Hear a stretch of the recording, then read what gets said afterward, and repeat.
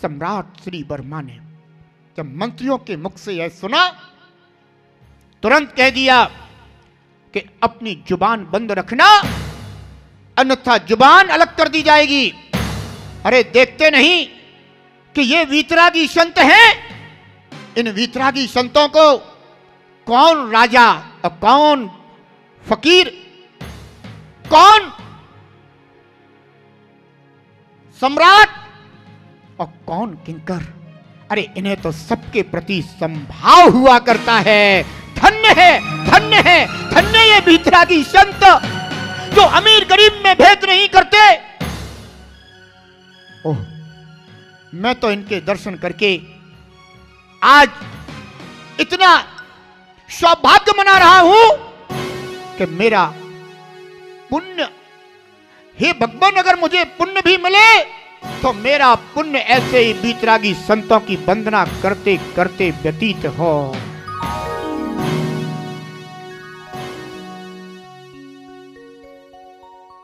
चारों मंत्री अपना अपमान अंदर ही अंदर महसूस करते हुए पीड़ित होकर के शांत हो गए।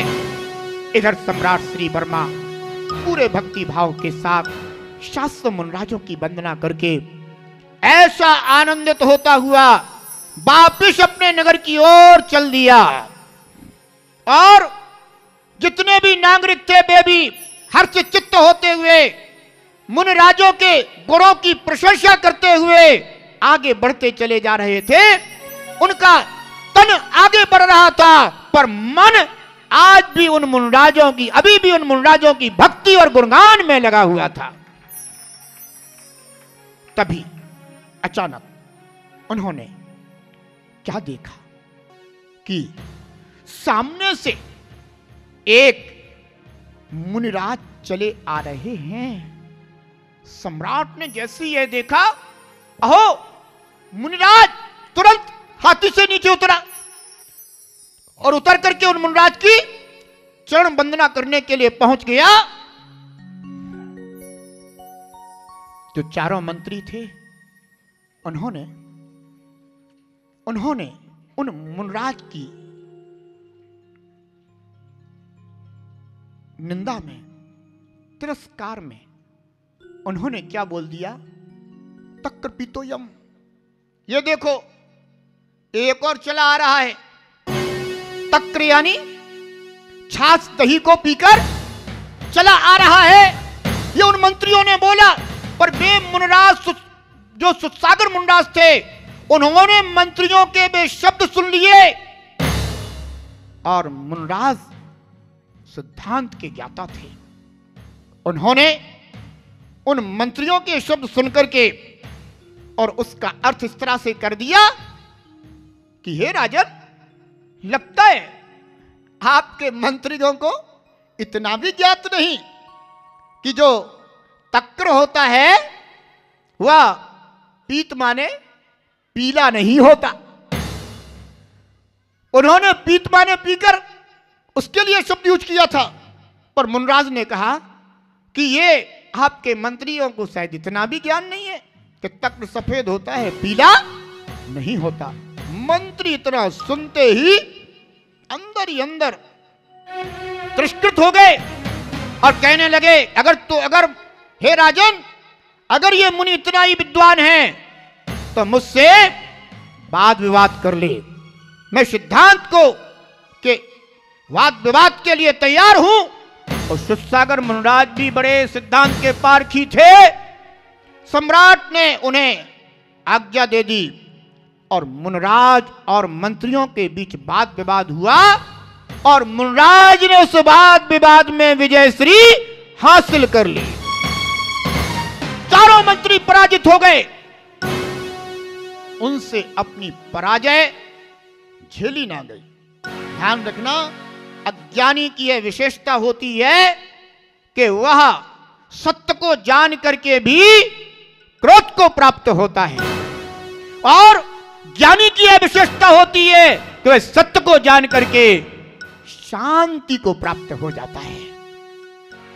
बंधुओं, सुसागर मुनिराज विजयश्री हासिल करके जैसे ही उद्यान में पहुंचे, अपने गुरु के चरणों में नमोस्तु किया, विनय पूर्वक उनकी वंदना की और जो घटना रास्ते में घटी थी उस घटना से उन्होंने अपने गुरुदेव को अवगत कराया। जैसे ही आचार्य अकंपन स्वामी ने यह सुना कि श्रुतसागर मुनराज ने मंत्रियों से वाद विवाद किया है, अहो ये कैसी होनहार ज्ञानी थे आचार्य अकंपन स्वामी। उन्होंने श्रुतसागर से कहा, बेटा श्रुतसागर, आज तुमने गुरु संघ के ऊपर उपसर्ग खड़ा कर दिया है।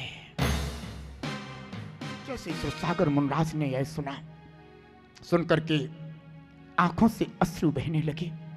गुरुदेव, गुरुदेव, मैं आपका शिष्य हूं, मैं अपने गुरु संघ के ऊपर उपसर्ग कैसे कर सकता हूं?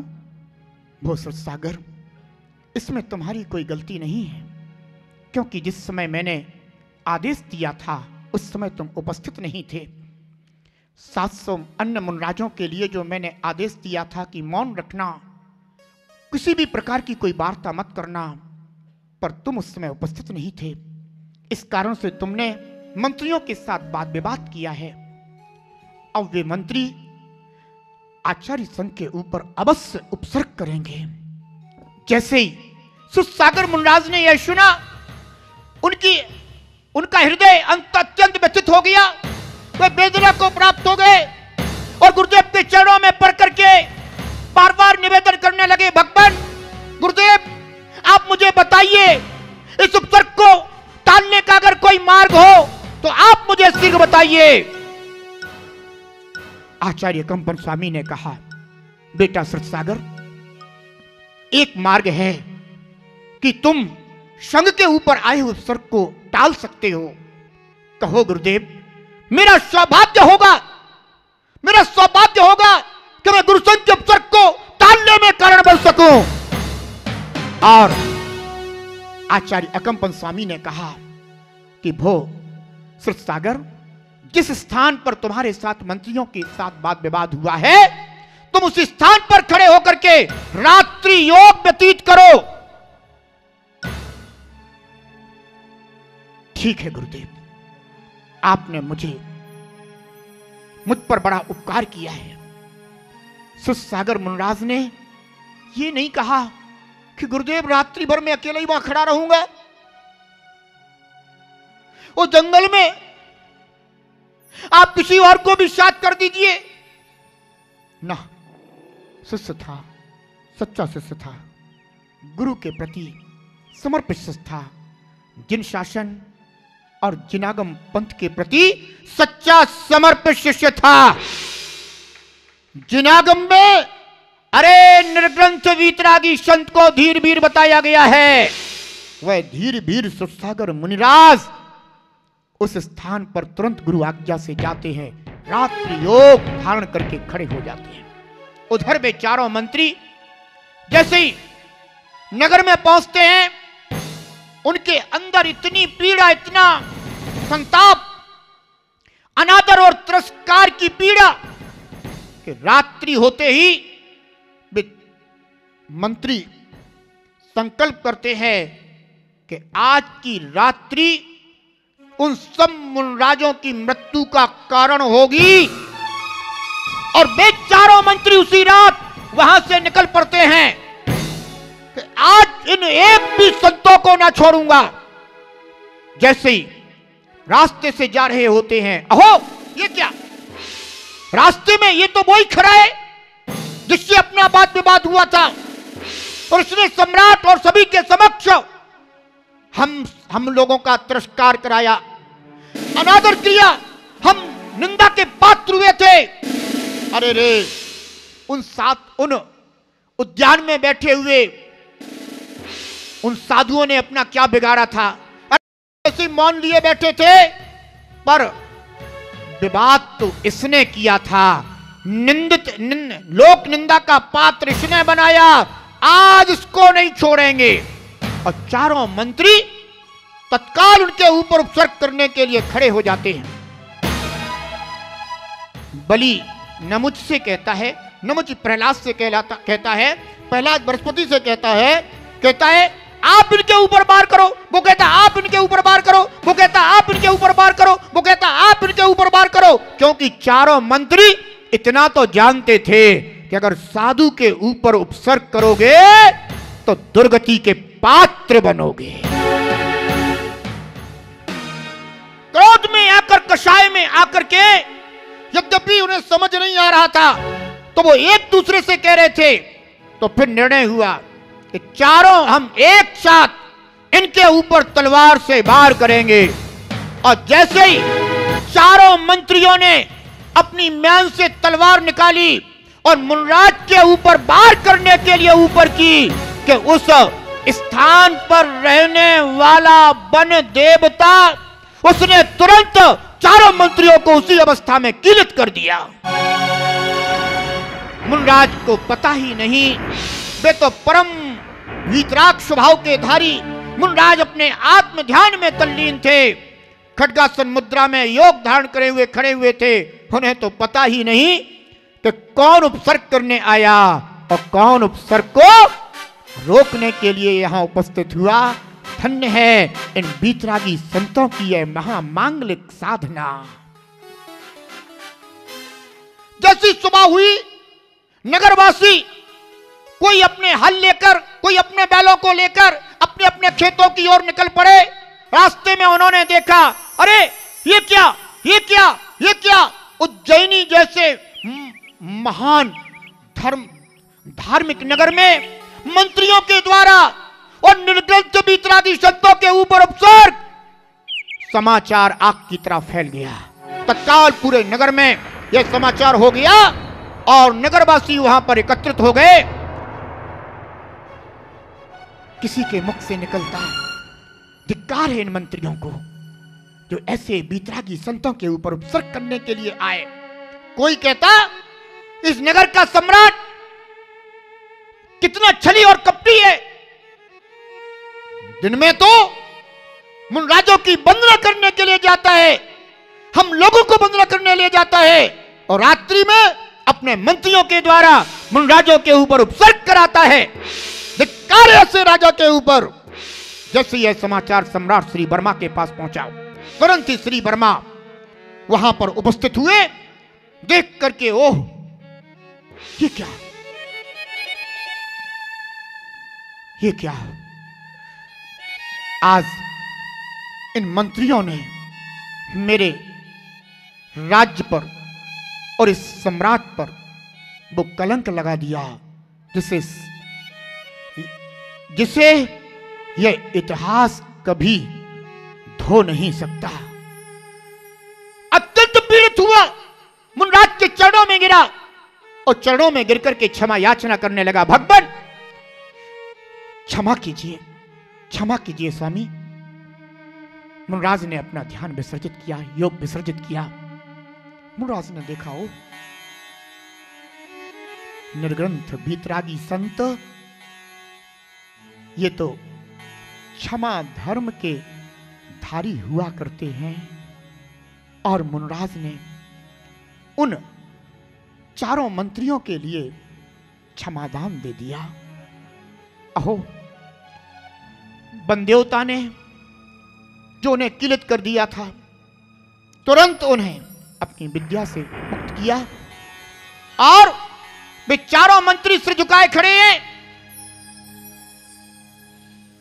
सम्राट कहते हैं मुनराज से कि हे मुनिवर, आप जो कहें मैं वह दंड दूं। पर मुनराज ने कहा, शत्रु और मित्र हमारा दोनों में संभाव रहा करता है। कौन मेरा शत्रु और कौन मेरा मित्र, हम तो दोनों के प्रति संभाव को धारण करने वाले हैं। हे राजन, इन्हें क्षमादान दिया जाए।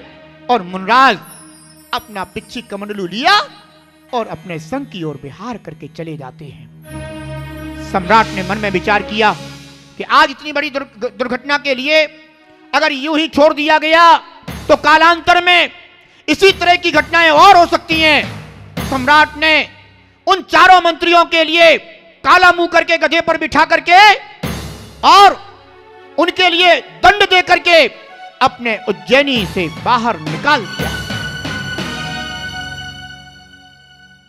चारों मंत्री अपमानित होते हुए उस उज्जैनी नगर से बाहर निकल जाते हैं और हस्तिनापुर नगरी,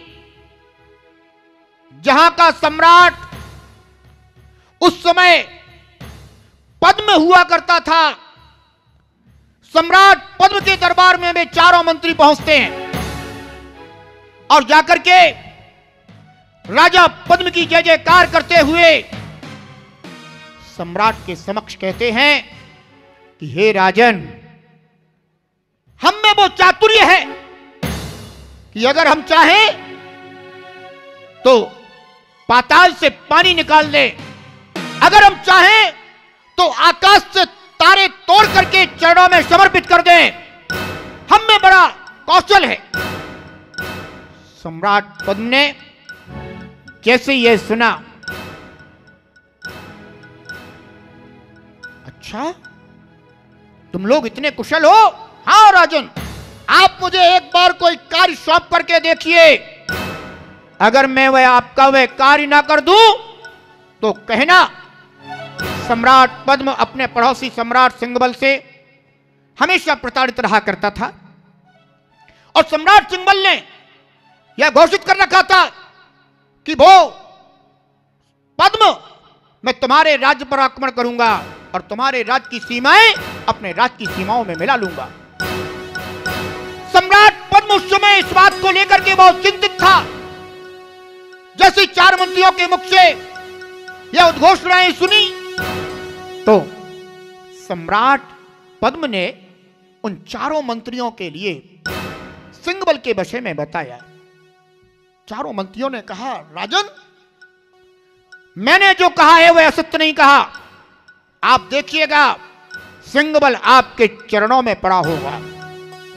और वे चारों मंत्री तत्काल वहां से जाते हैं और एक बनावटी साधुओं का वेश धारण करके उस नगर की सीमा पर एक कुटिया बना करके और वहां पर रहने लग जाते हैं, अपना महात्म फैलाते हैं और फिर सिंहबल के दरबार में पहुंच करके कहते हैं कि भो सिंहबल, भो सम्राट सिंहबल, मैंने अपने ज्ञान से जाना है कि तुम सम्राट पद्म की सीमाओं को अपनी सीमाओं में मिलाना चाहते हो।